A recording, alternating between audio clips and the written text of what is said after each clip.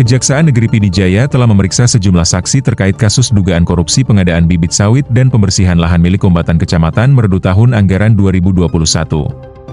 Kasih Intel Kejari Pidijaya, Hafrizal, mengatakan saat ini kasus tersebut sudah ditingkatkan ke tahap penyidikan.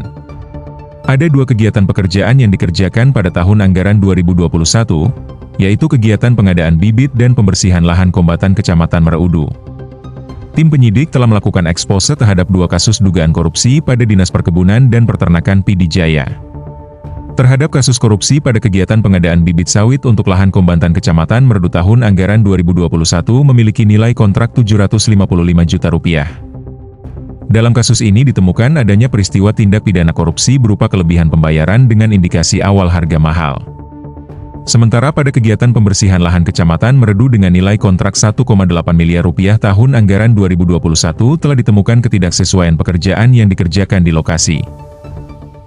Hari ini Kejaksaan Negeri Pidijaya telah melakukan penyelidikan terhadap kegiatan yang berada pada Dinas Perkebunan, yaitu terhadap kegiatan pengadaan bibit sawit dan pembersihan lahan Kombatan, yaitu yang kedua kegiatan tersebut dilaksanakan pada tahun 2021.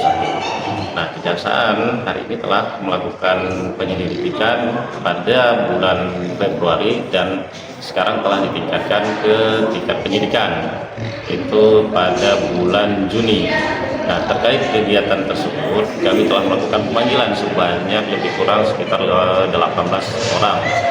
Nah, dan ini kami juga berharap ada dukungan dari masyarakat supaya kinerja Kejaksaan, khususnya pada Kejaksaan Negeri Pidijaya, dapat berjalan dengan lancar dan sukses sebagaimana arahan dari pimpinan Jaksa Agung untuk melakukan pemberantasan tindak pidana korupsi.